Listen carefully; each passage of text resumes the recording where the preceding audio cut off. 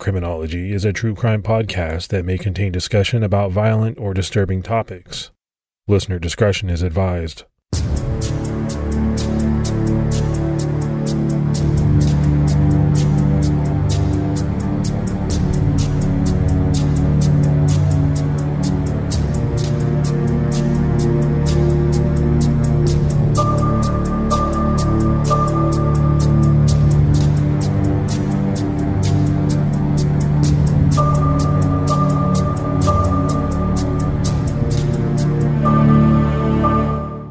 I'd like to welcome everyone to episode 67 of Criminology. I'm Mike Ferguson. And this is Mike Morford. Mr. Morford, how are you this week? I'm doing good. I'm rolling along and ready to get into this case. How about you, Mike?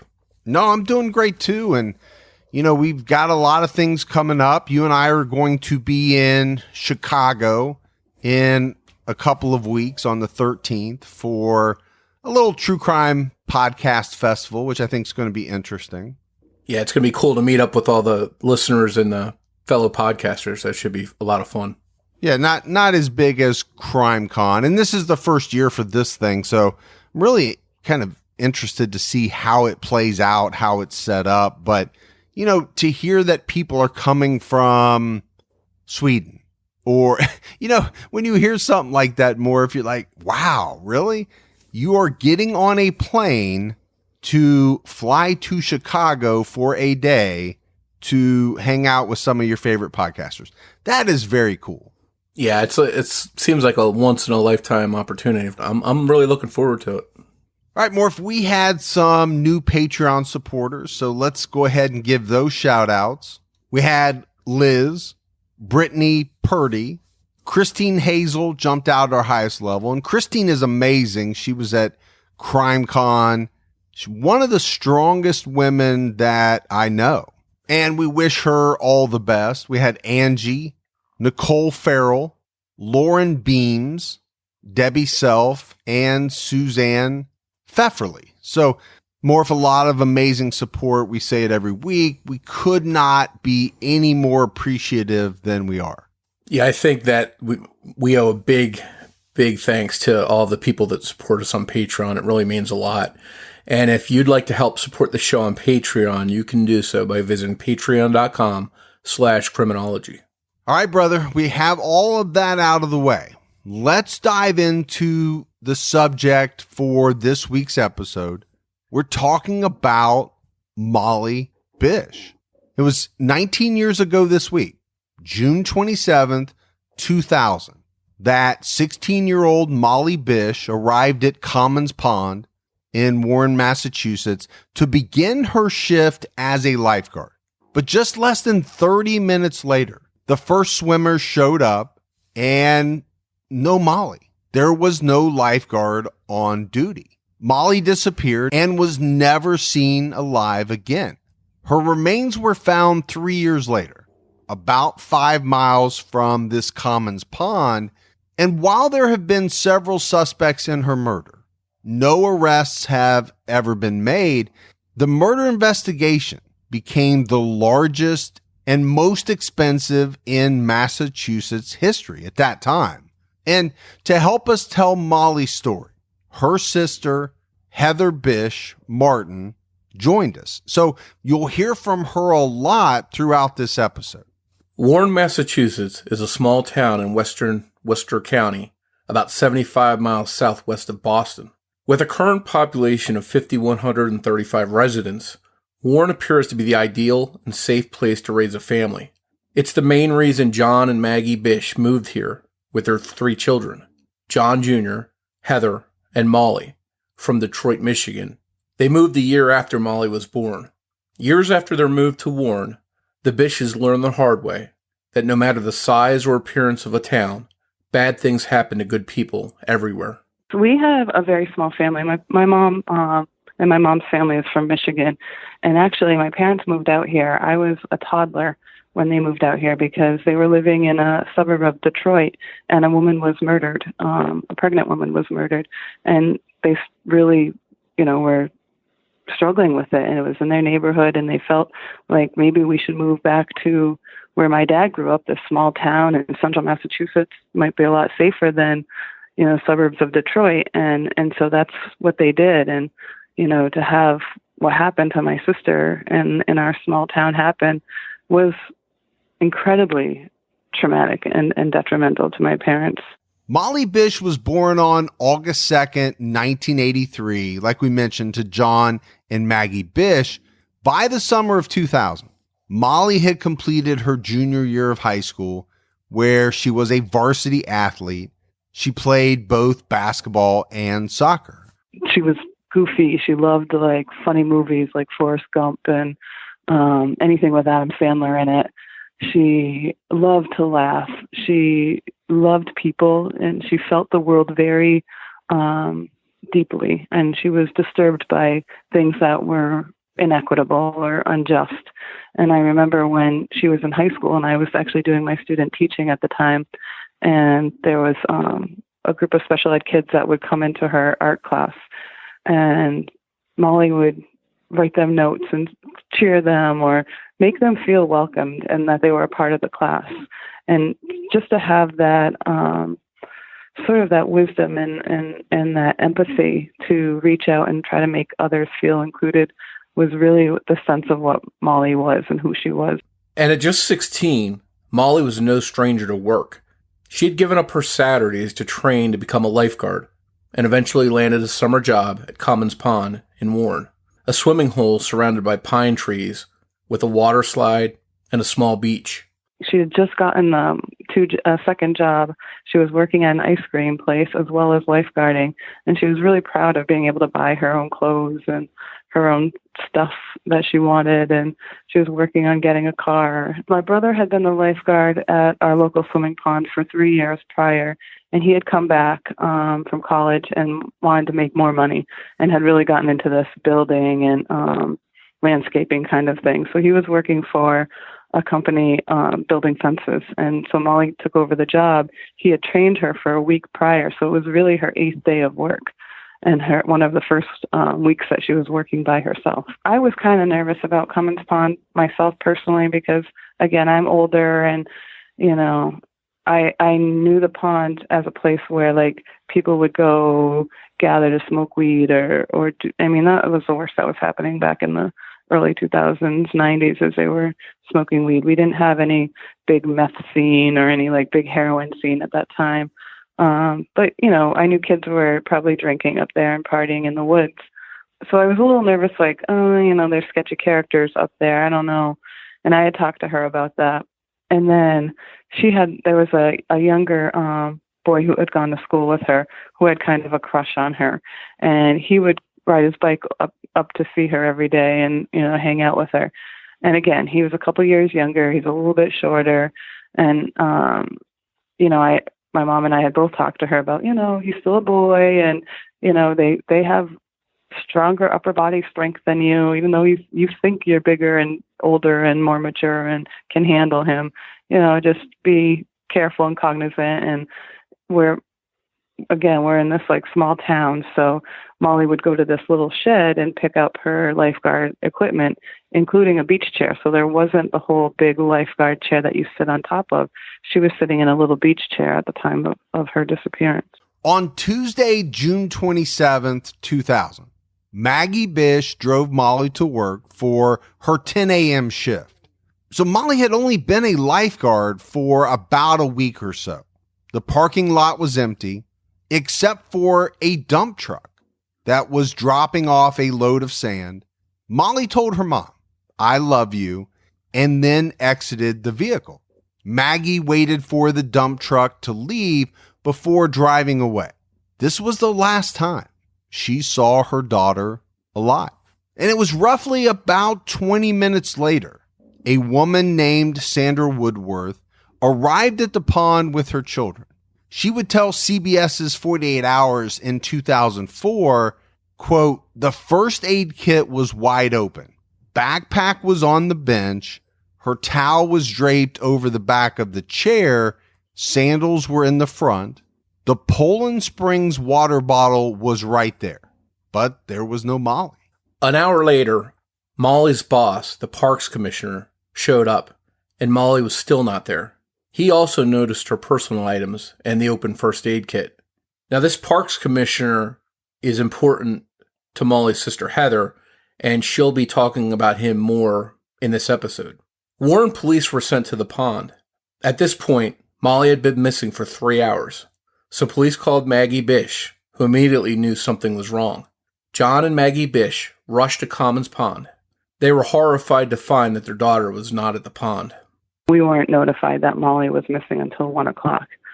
And at that point, I was on my way to take my daughter to my friend's house to go swimming.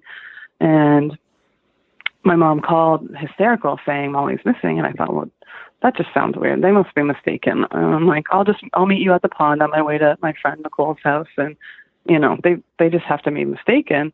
And as I'm getting into the center of town, I could see my mom, driving like a maniac to the police station. So I follow her, and she's hysterical that my sister's not there. My family wasn't called for 3 hours after Molly was abducted. And statistically, 76% of kids are murdered in the first 3 hours by a non-familial abduction. So really, Molly was probably dead or in grave danger by the time they even started looking for her. When investigators looked over the scene, there were no obvious signs of a struggle. At first, police believed that maybe Molly left her job to go hang out with friends. But her parents insisted this is something she would never do, right? She would never leave her job, blow it off to just go hang out with friends. She loved this job. She had wanted this job for quite a while.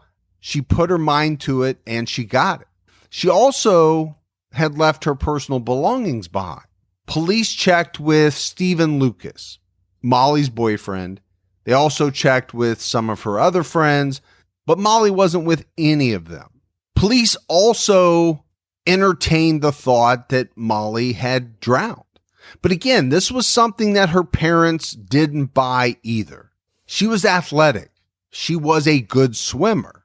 Molly's family felt very, very early on, immediately, that she was abducted. She was an athlete playing 3 sports. She was an honor roll student. So it was difficult for us when we learned that Molly was missing that day, and people had said, well, the police had said, well, she's probably just with her friends. And we were like, no, that's not Molly. Molly's not, I know she's 16, but she's not just going to leave her job and leave these kids who are just starting swimming lessons to go, I don't know, with her friends and do something. That wasn't her character. And so right away in the investigation, there were many negligent errors. And the first one was not looking at the victim's behavior and who she was and what she was. They just sort of, had this bias that she was a teenager and she probably just took off and blew off work. And we were like, that's not the kind of kid she is. When Maggie Bish started to ask herself if she had seen anything unusual earlier that morning when she dropped Molly off at the pond, nothing stood out. But one thing that was etched in her mind happened the day before, on Monday the 26th. That was on a Tuesday that Molly disappeared. My mom dropped her off on Monday and saw a man in a white car sort of sitting there smoking a cigarette. And it's like, 9:30, 10 o'clock at the beach. And she just got this weird feeling. My mom's a longtime teacher, and she just got a bad feeling. So she pretended to, fiddle with papers in her car. Molly ran out ahead of her and was setting up her beach stuff. And the man in the white car just stayed there. And he was like staring at Molly and staring at my mother. And she just was like, this is weird. So she decided to go sit up with Molly for a little while. And the man eventually, and she kind of gave him like a, she calls it a teacher stare, like, I know you're doing something kind of thing. I can't really tell what you're doing, but I know, you're up to something. So he did not react to that. He just stayed there. So she went up and sat with Molly. And by the time, she checked back, he was gone. So she thought, oh, okay, well, maybe it's just a fisherman, maybe just somebody weird. And she didn't really think much of it until the next day. The man made Maggie uneasy, so she waited about 20 minutes for him to leave before driving off. She described the man as having dark hair, kind of salt and peppered. He was maybe between 45 and 55. and the man drove a white car. Later on, we're going to discuss some possible suspects, and more than one of those men we'll be discussing closely resembled the man in this white car. But that night, Monday night before, she had talked to my dad about it, and my dad gave her what's like a little Kubaton thing. My dad was a probation officer that went out on the road, and so like those little Kubaton things, like they're kind of like hard. You can whack someone with it. I don't even know if they're legal anymore, but he had one on his keychain, and so he said, "Well, just take this. This will, if someone gets in your way, you can kind of just whack them." And so she had that. The investigation continued, and by late afternoon, the Massachusetts State Police took it over. It was incredibly chaotic, so therefore the crime scene was not preserved at the scene. We have a kid missing, not responding, then a crime scene that's not preserved, and stories in every different direction. So we finally have to go home that night, and that was probably, the worst night in my entire life. I mean, you can't imagine, going home and not knowing where your sister is or your daughter. And so nobody slept that night. I remember going outside as soon as the light came up and the sun came up and thinking, well, maybe he just dropped her off. Maybe he freaked out and he just like left her at one of our houses. Because I, like I said, lived down the street from my parents, but I had inherited my grandmother's house, and my brother and I were living on each side of it, like a duplex kind of thing at the time. And I just thought, well, maybe, if he knows who we are, he'll just drop her off on our street or something. And she wasn't there. They organized a search that next morning.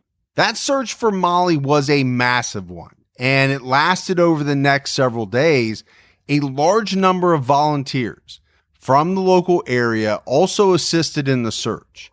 A composite sketch of the man in the white car was created, and it was taped on store windows next to missing posters of Molly. A local company made yellow ribbons, and volunteers attached them to telephone poles, car antennas, even to the columns of the town hall. Yellow was Molly's favorite color. Candlelight vigils were held with hundreds of people in attendance, and Molly's parents received over 700 sympathy cards. A few of those cards were from the parents of young daughters who were also abducted in Massachusetts. One was from the parents of 9-year-old Sarah Pryor, who was abducted in 1985 after going for a walk in Wayland, Massachusetts. That's a town just about 30 miles northeast of Worcester. Sarah's remains were found in a wooded area in 1998. Another card that came in was from the parents of 10-year-old Holly Peranian, who disappeared in 1993 from Sturbridge, Massachusetts. Her remains were found in a wooded area 2 months after she vanished. Sturbridge is a town about 20 miles southwest of Worcester, and Holly's disappearance was a case that caught Molly's attention. It was on her mind, and it's a case that will come into play in Molly's case later on. Police spoke with the driver of the sand truck that Maggie had seen on the morning Molly vanished. He said that just before Maggie and Molly pulled in, he had seen a white car in the parking lot similar to the one that Maggie saw the day before, but he couldn't provide any specific details about the car or its driver. Other witnesses had also seen the car, first near a car wash at the base of Comins Pond Road. Then later, a cemetery worker saw a white car at the end of a trail leading from the beach to St. Paul's Cemetery. Authorities suspected Molly's kidnapper was from the area and lived nearby. John Bish believed that the man who took Molly may have asked her for a Band-Aid. Then when she opened the first aid kit, he forced her up the trail and into his car that was parked in the cemetery. Molly's flip-flops were left behind, something that she wouldn't do. According to friends and family, she would never voluntarily walk through the woods without them.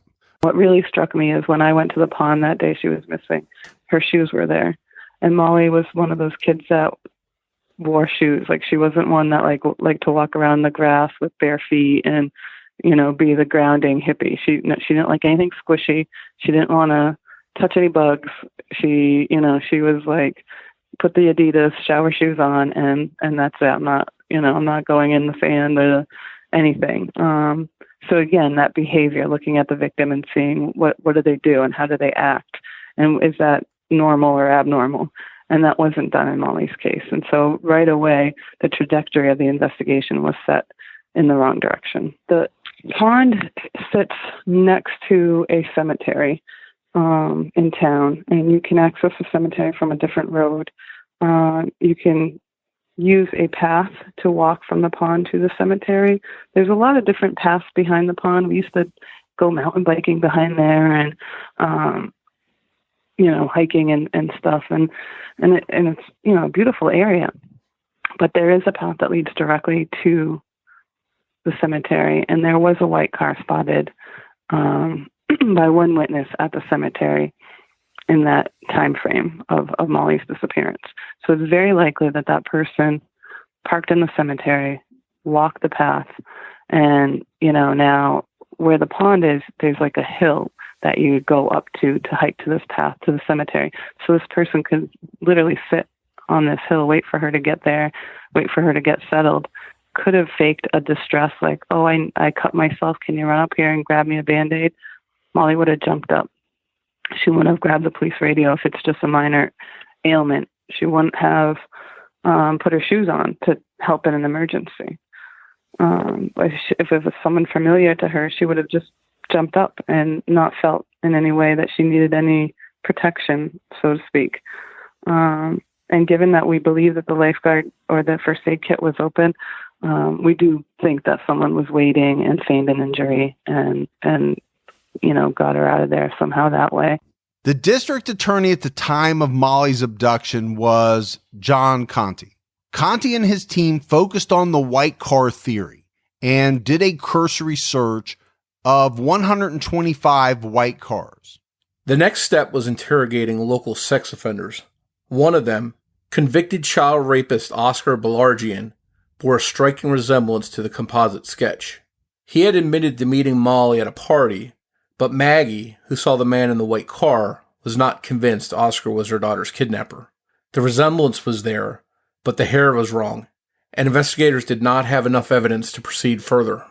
The composite drawing of Molly's abductor became one of the most recognized sketches in the state of Massachusetts, but it led nowhere. 1 year after Molly's abduction, Maggie Bish contacted famed sketch artist Gene Boland, who had previously worked on the Unabomber, as well as the Polly Class case.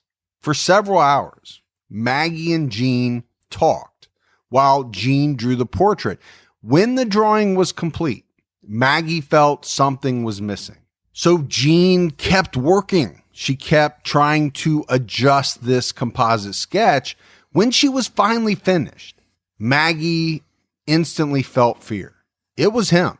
The man staring back at her from this sketch was the man who took her daughter. Maggie felt that Gene Boland had accurately depicted the man in the white car. And this sketch, Morf, may have been much, much more accurate, right, as to the man that Maggie Bish saw, but it didn't help produce any leads. And really, very little happened with the investigation over the next 2 years. Then in late 2002, a hunter named Ricky Boudreau found a torn blue and white swimsuit on a wooded hillside known as Whiskey Hill. Whiskey Hill is near a sportsman's club in Palmer, and it's only about 5 miles from Comins Pond. This guy Ricky left the torn bathing suit where he found it and never even brought it up until 6 months later. But when he finally did, it was May 2003. Ricky told a friend about what he had found. And this friend just happened to be a local ex-cop named Tim McGuigan. So obviously, as an ex-cop, this guy knew there might be some importance, some extreme importance to this torn bathing suit. So Tim called the police. Tim McGuigan, as it turned out, was obsessed with another case, the abduction and murder of 10-year-old Holly Peranian, the case that we mentioned earlier. Holly and her brother were visiting their grandparents in Sturbridge, Massachusetts, about 11 miles southeast of Warren, when they went to a neighbor's house to see puppies. Her brother returned to the grandparents' home alone, and Holly was nowhere to be found. Shortly after, one of Holly's shoes was recovered by the side of the road. On October 23, 1993, a hunter found Holly's remains in Brimfield, Massachusetts. Investigators were unable to catch her killer. At the time the bathing suit was found, Tim McGuigan was writing a true crime account on Holly's case. He couldn't help but notice the similarities between both cases. The girls were both young and blonde, and vanished in rural areas just miles apart. The remains were found in wooded areas, both by hunters. And there was an eerie connection. Molly was 10 years old when Holly was murdered, and she wrote Holly's parents a note shortly after the little girl vanished. So Holly disappeared in 1993. She was the same age as my sister. When Holly disappeared, we went to the Catholic church in town, and we all went to catechism and everything. And the priest in our church asked us to write a letter to the family. And Molly, again, being this really empathetic child, wrote this beautiful letter to the family and included one of our only family pictures from 1988. So if you can imagine the hair and the perfect roll that I had, it's so embarrassing. But she sent it to them. And when Molly disappears, 7 years later, they come to our home and say, we have a letter from Molly.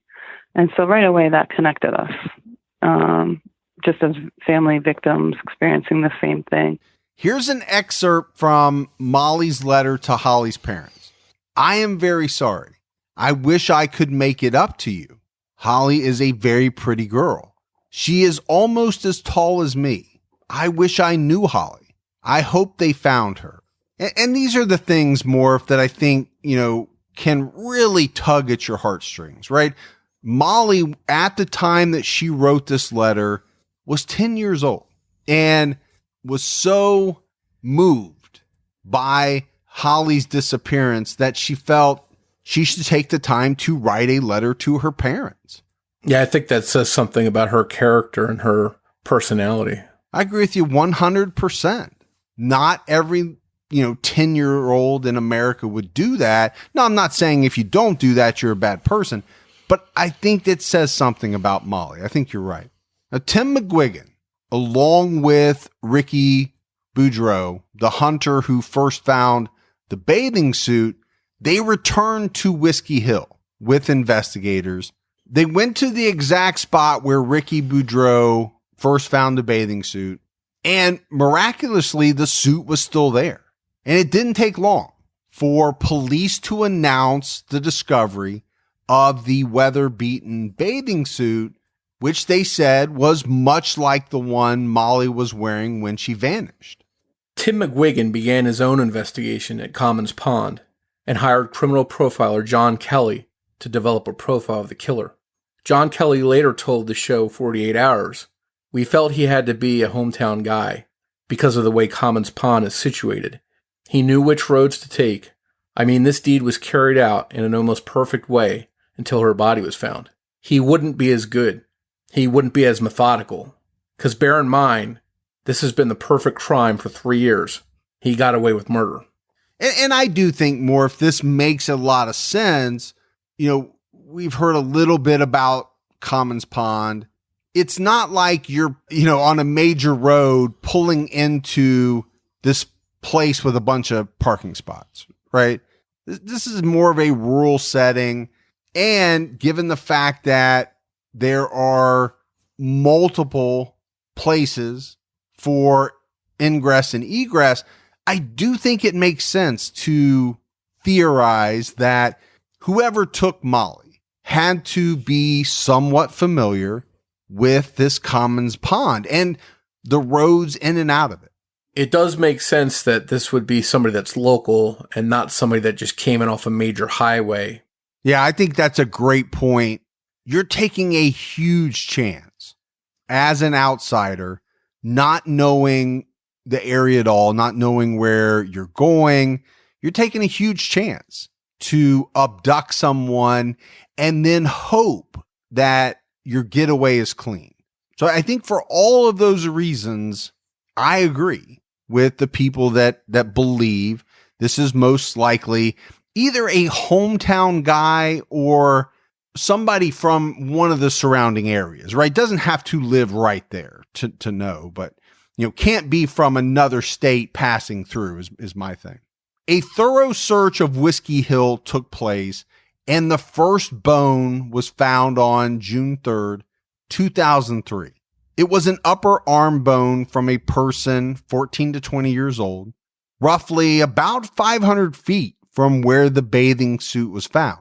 And over the next few days, they found teeth. They found more bones, including a rib and vertebrae. In total, 20 pieces were discovered. The bones showed no signs of blunt trauma, no bullet wounds. So really very difficult to determine a cause of death. Investigators informed the Bishes of the discovery, and they felt in their gut this was Molly. And dental records later confirmed that the teeth found belonged to Molly Bish. And although cause of death wasn't evident from what was gathered of Molly's remains, Heather described for us details about Molly's skull. When we found her skull, there was a fracture. Now, we can't identify if that was done, while her body was in the woods for 3 years and animals just pushed it, or if it was something, and it hit a rock or something, or if it was something that, she was really hit. But there was, a crack in the skull. After Molly's remains were officially identified, in a statement read by family friend Marilyn Colty, the Bishes said, "Molly has come home. We're deeply saddened, but grateful that we could bring her back home." Heather described how difficult the time was for the Bish family between when Molly went missing and when her remains were found.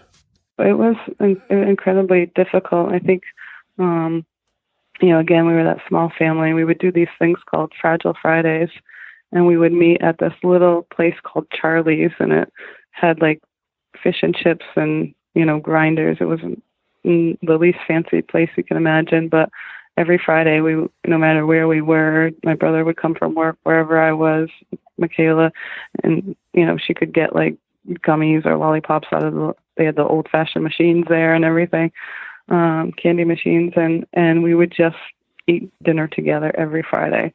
And sometimes we would talk about what's happening, and sometimes we wouldn't talk about it.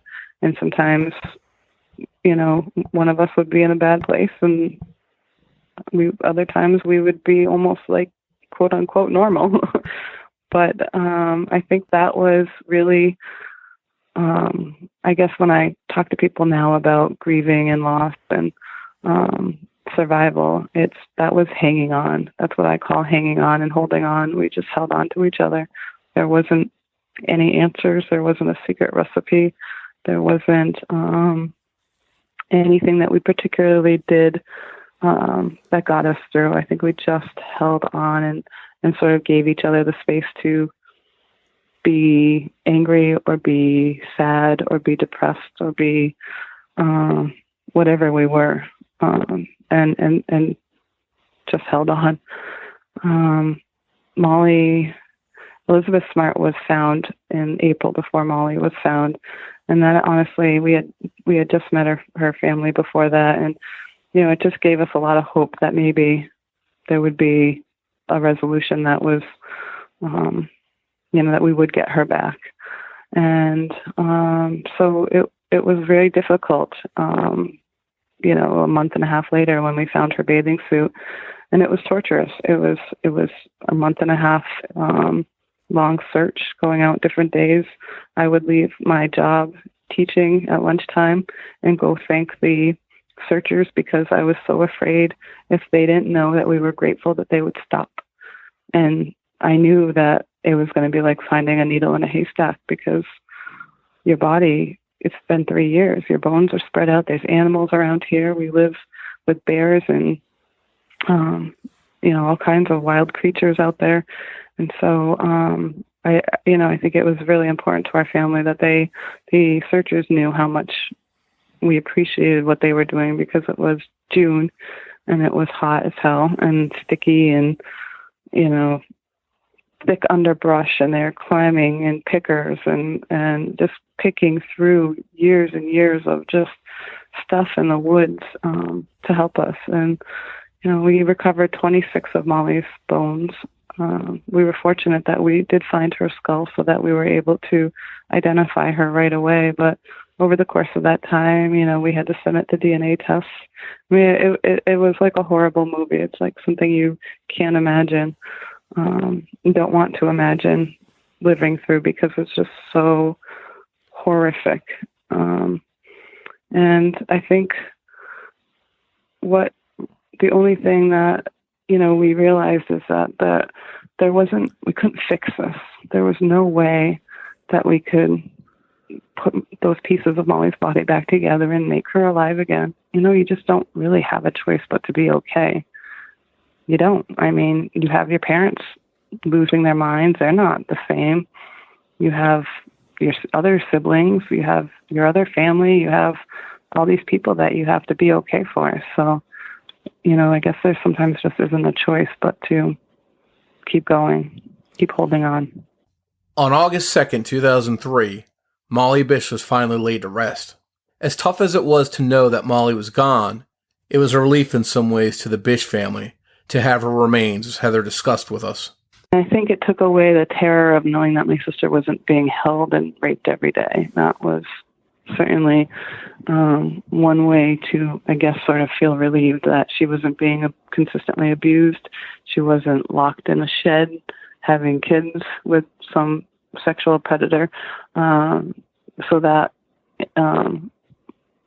was relieving in some regard. And, we did get to honor Molly's life and to say goodbye. I was always mad at myself because the morning she stopped over, like I had said, I was just recovering from that stomach bug, and I always kissed her goodbye. We were just lovey. And I didn't kiss her goodbye that morning, and the next time I kissed her was kissing her skull. So, I mean, I guess there's some things that, you try to tell yourself and give yourself perspective to make yourself feel better, but it doesn't make it any better. I mean, it's still horrible. In the spring of 2004, District Attorney John Conti announced that a special grand jury would convene to investigate the murder of Molly Bish. Between 16 and 23 people would sit on the grand jury, and more than 100 witnesses, including Molly's boyfriend, would be called to testify. Conti said 11 people had previously failed lie detector tests when questioned in this case, so the hearing didn't take place until 2006, essentially 2 years, right after the district attorney announced that it would. But Conti dismissed the grand jury. No indictments were returned and no arrests were made. It was in 2004 that John and Maggie Bish collaborated with Anna Maria College and opened the Molly Bish Center for the Protection of Children and the Elderly in their daughter's honor.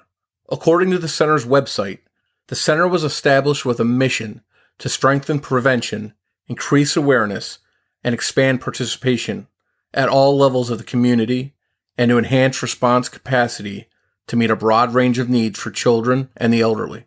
At the end of 2005, another possible suspect emerged.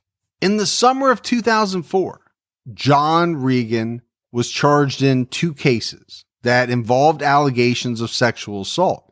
It was while he was awaiting trial in those 2 cases. A Walgreens clerk notified police that Regan had brought in a roll of film to be developed. On the film were surveillance-like pictures of women getting out of their cars in a parking lot and going into a store or a bank or something like that. Authorities were preparing to arrest this guy when police in New York informed them that he had committed a crime there. On Halloween 2005, Regan attempted to kidnap a 17-year-old Sarasota Springs high school student. The girl's coaches chased Regan, who was sitting in his van, moments after the girl fought him off. Inside the van, police found a rope, blue tarp, liquor, and other suspicious items. Regan was arrested following the incident. In the weeks after the attempted kidnapping, law enforcement officials in Connecticut, New York, and Massachusetts examined whether Regan may have kidnapped and killed other young women, including Susan Lyle and Molly Bish. Suzanne was a student at State University of New York at Albany when she disappeared from a shopping mall in 1998. Morf, I want to make this one comment.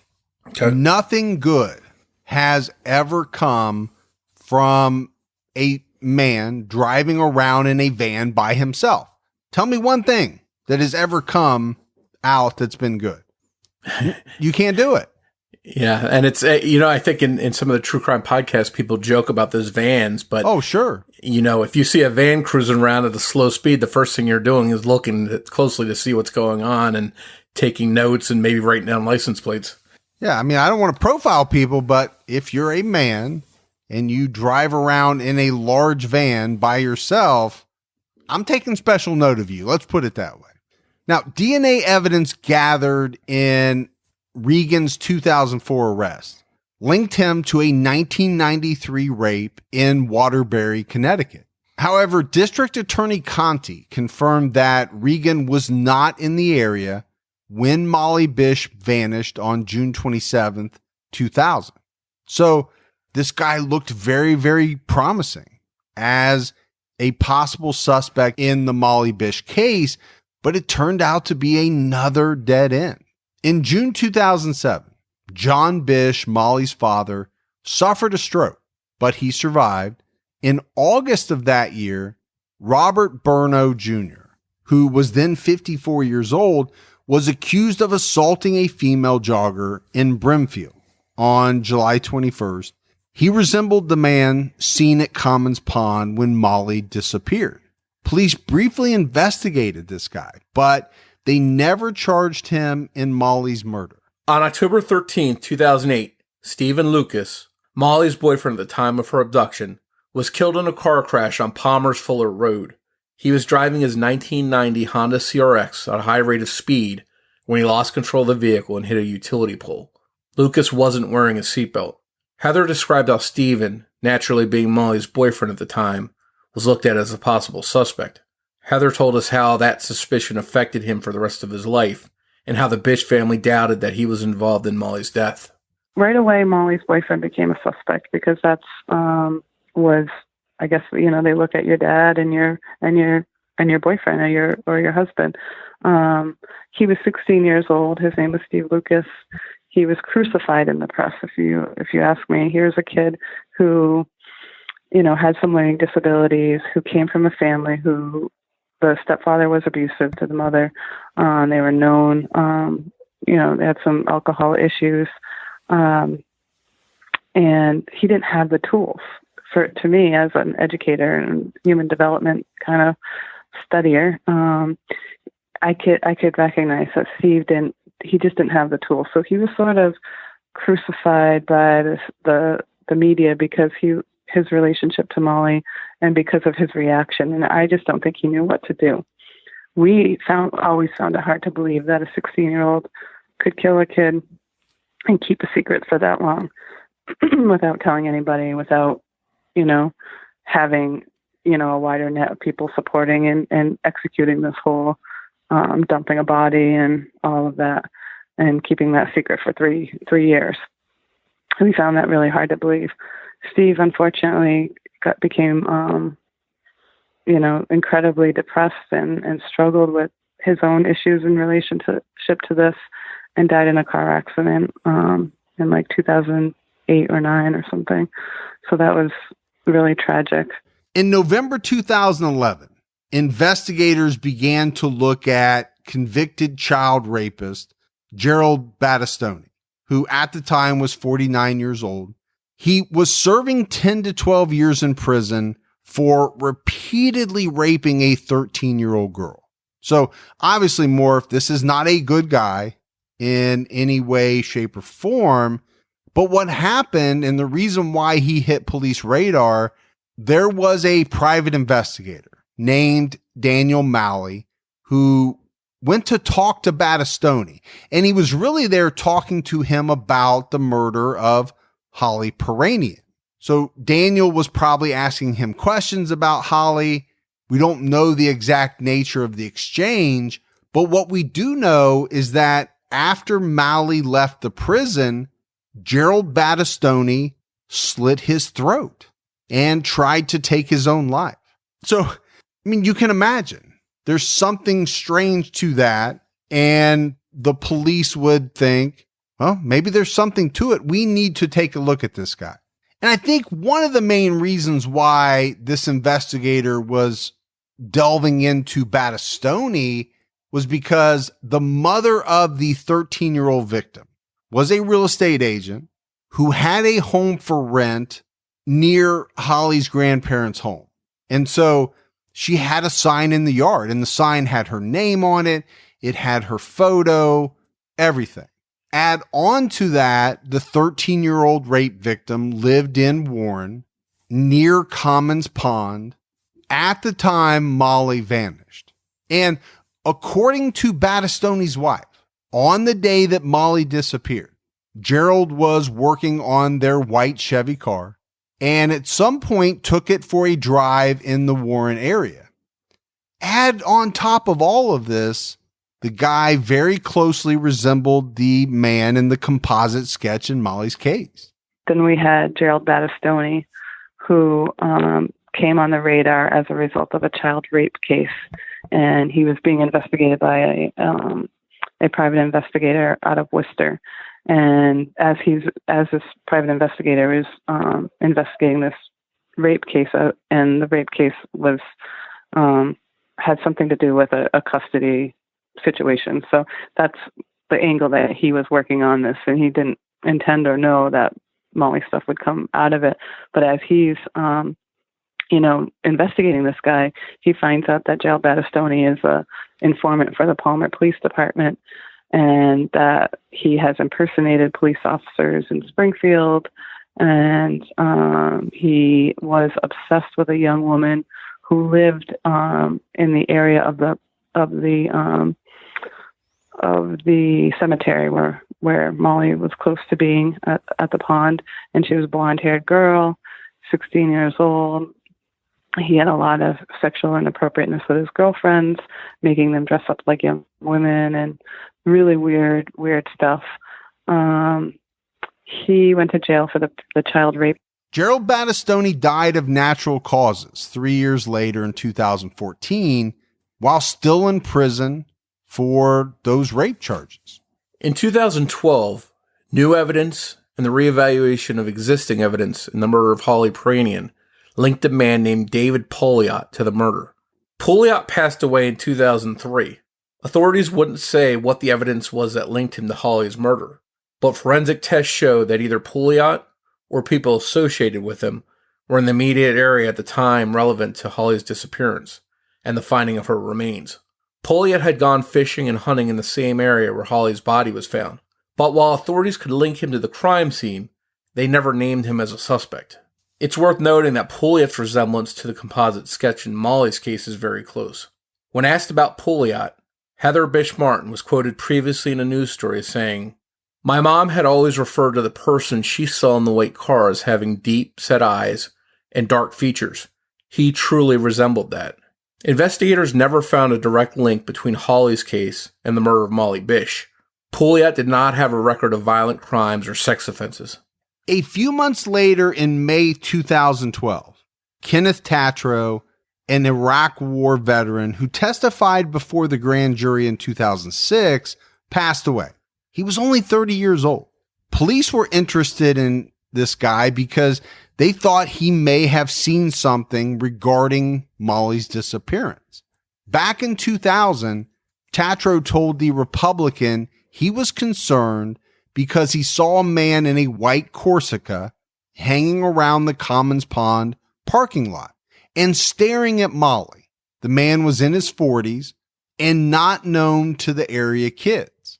Maggie Bish was saddened by Tatro's death, saying, "There is a black cloud of sadness that followed Molly's death."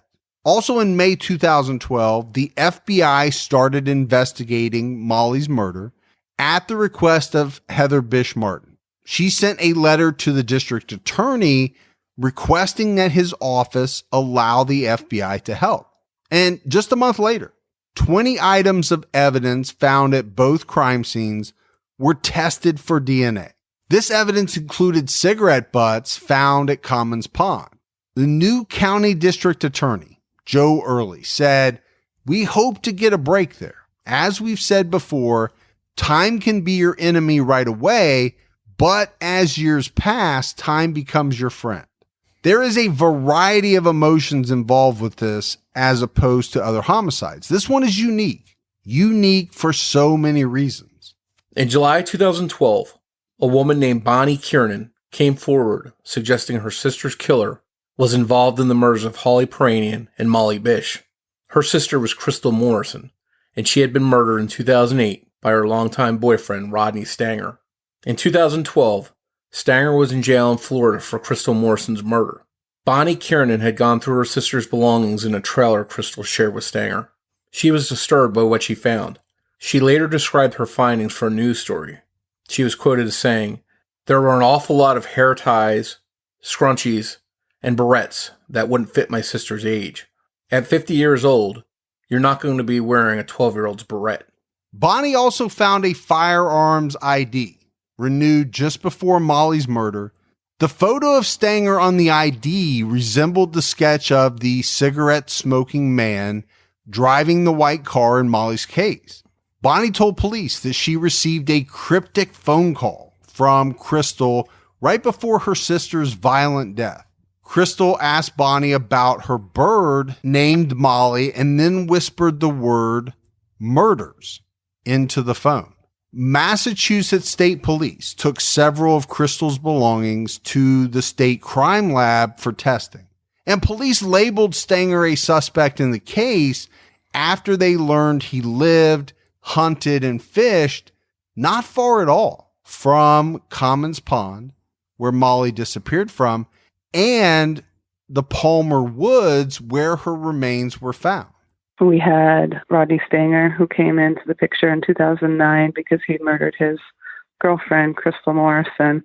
They were both from Southbridge, Massachusetts, which is where Molly was trained at the YMCA for lifeguarding. They lived in close proximity to where Molly was trained. So if she ran up the street to Dunkin' Donuts, it's possible that she could have run into him. He looked very similar. He had access to a white car. He was violent. He was abusive. He was drug and alcohol addicted. He was known to fish at the pond. He was known to hunt in the area where Molly was found. So he had a lot of circumstantial connection. In early August 2012, Massachusetts investigators traveled to Florida to interview Stanger. Hampton County District Attorney's Office also sent an investigator to Florida, seeking information related to Holly's murder. It's unclear what came from the interviews, but Stanger was never charged in either case, but he does remain a person of interest. In 2013, more DNA testing was done on evidence in Molly's case. Massachusetts State Police Crime Lab sent DNA evidence to a private lab in Texas called Orchard Selmar. In fall of that year, investigators returned to the 650-acre site where Molly's remains were found. This is just off West Ware Road in Palmer.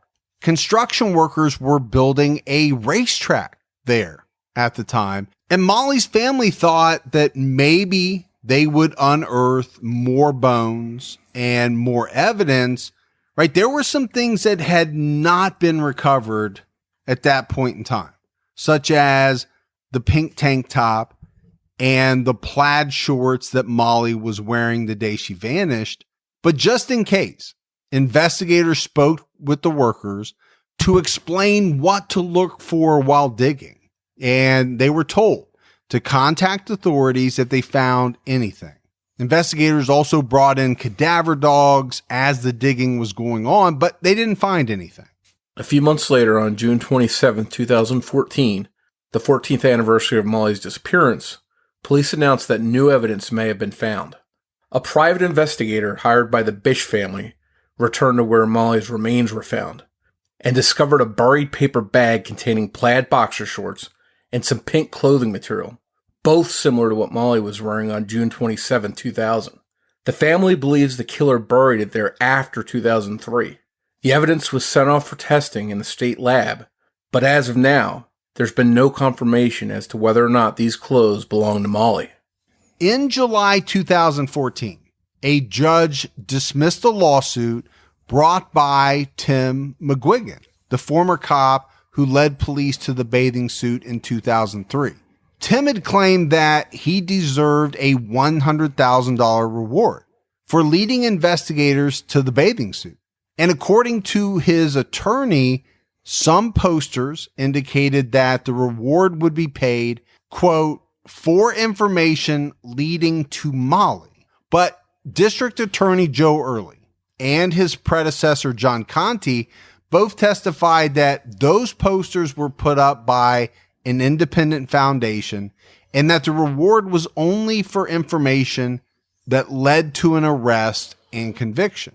Near the 16th anniversary of Molly's disappearance, Joe Early announced enhanced DNA testing would be done on 24 pieces of evidence in Molly's case. Investigators believe the new DNA testing could take degraded and unusable samples and make them usable. And Morph, to me, this is fascinating, right? You know, you and I, we get into this DNA testing stuff. It's some of the things that are cracking these older unsolved cases wide open. This one here, when you're talking about things that previously could not be tested because they were either too degraded or, they were not usable, but now there's a process to test them. Fascinating. The problem is, much like with the clothes that were found and sent off to be tested, we haven't gotten results back. And it's been years, but that information just, as far as we know, has not been made public. A year later, in June 2017, investigators searched an old former campground in West Brookfield, Massachusetts, a few miles from Comins Pond. They were acting on a tip that the mysterious white car seen at Comins Pond on the day Molly was abducted may be buried there. Now, to bury a car, we probably aren't talking about a guy using a shovel. We're talking about somebody using a backhoe or some kind of digging machine. What do you think, Mike? Yeah, I agree. That's a pretty big project. That's not something you're doing by yourself with a hand tool. And if somebody did bury a car there, that seems like they're going out of their way to hide something. Well, I would agree with that 100%. I don't think anybody buries a car just because they don't want it anymore. There's easier ways to donate, get rid, trade in. There's much easier ways to get rid of a car. If you're going to the trouble of burying a car, you have something to hide, in my opinion.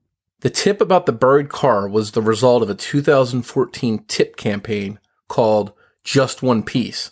The tip campaign was organized by the Bish family.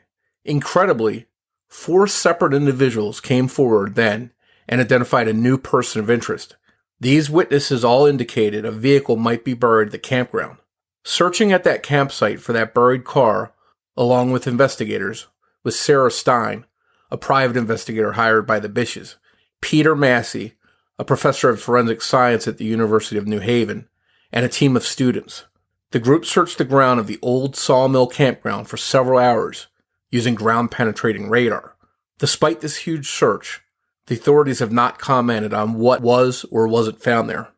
Heather discussed some other persons of interest with us, and some of the people on the list might surprise you. And a local police officer who was not on duty on the day that Molly was missing, but his best friend was on duty that day, said to myself and my brother and several of Molly's friends, she's probably just tripping in the woods, meaning she's probably taking, some sort of drugs in the woods. Now, I'm not entirely sure why a law enforcement officer would say that to a victim's family or their friends, or why he would even think that, or, I still can't figure it out. I know that this particular individual has been in a lot of locations where women have disappeared. This particular individual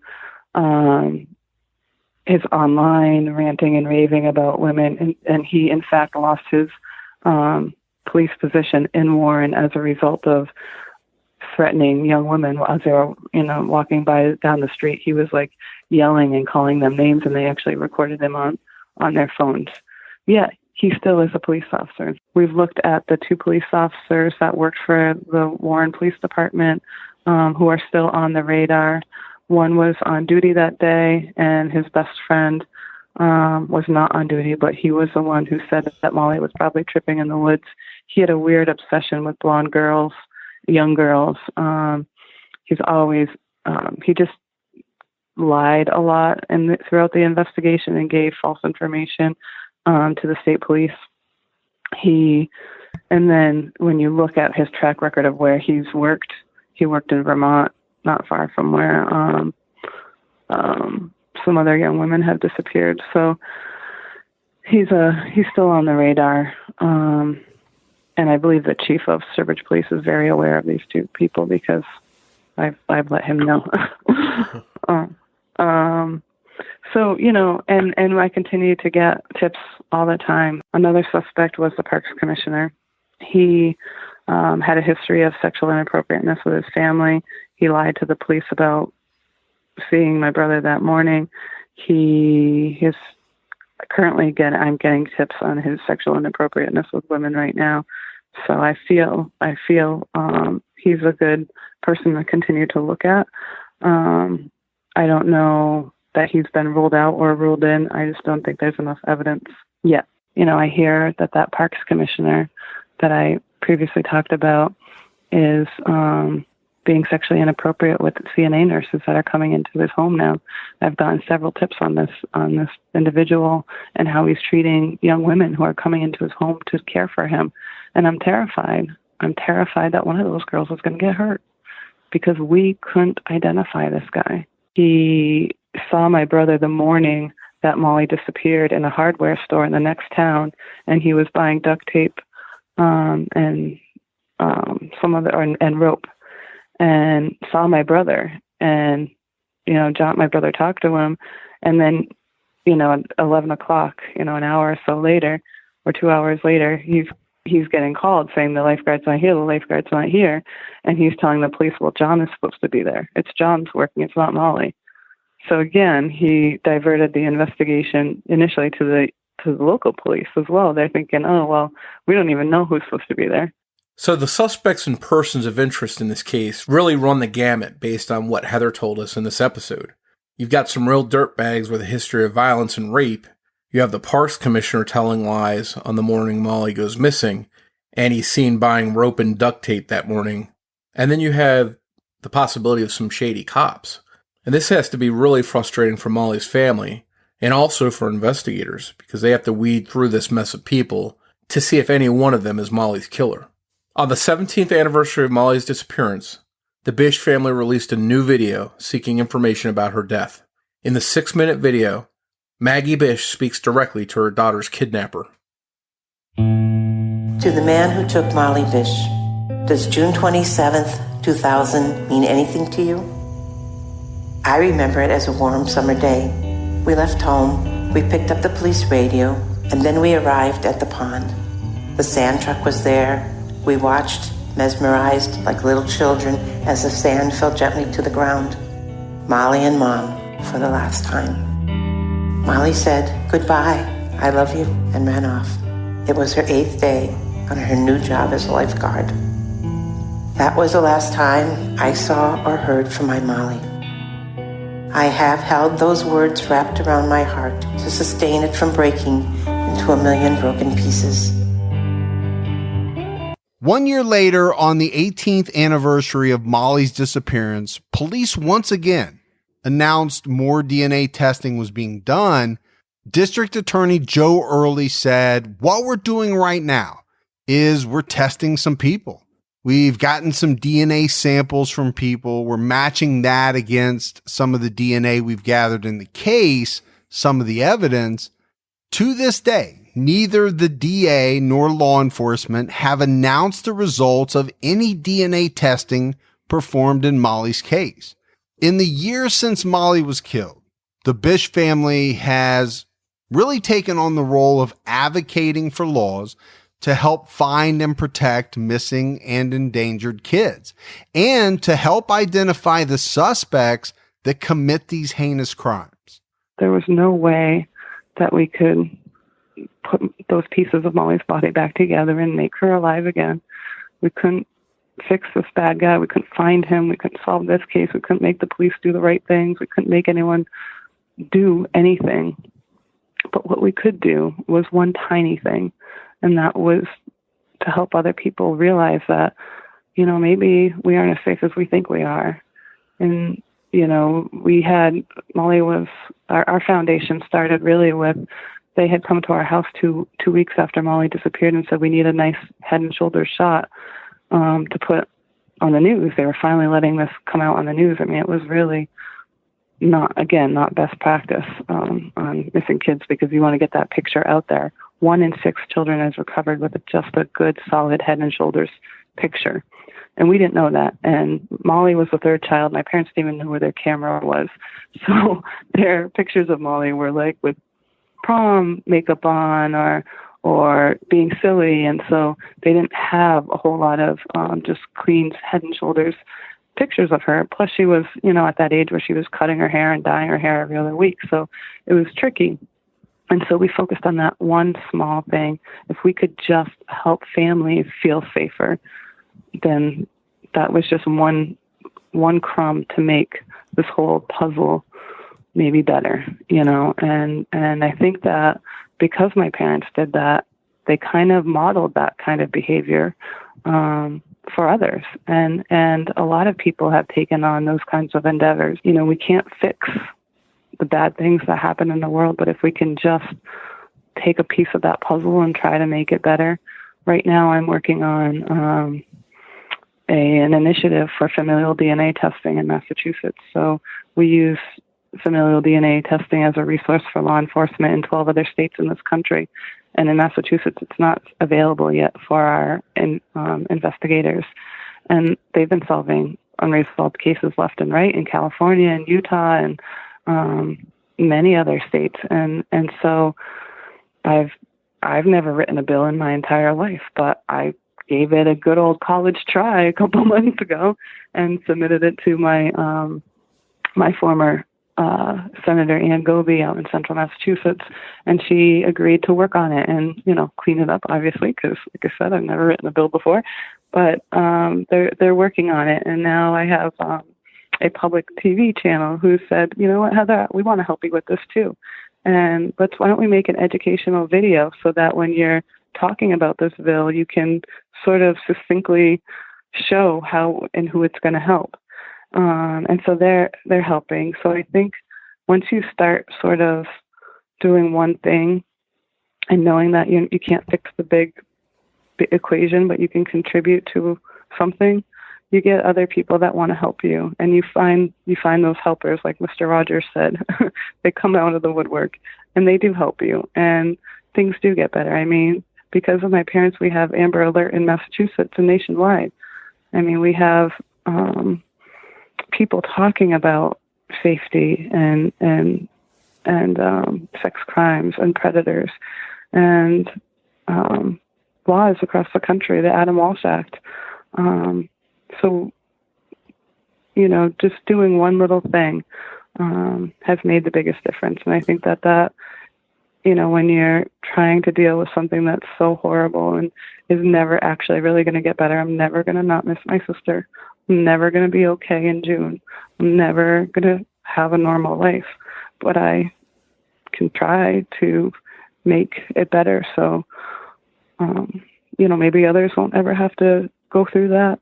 In March 2019, the Bish family announced they are working with state legislators to draft a bill that would allow investigators to utilize familial DNA testing.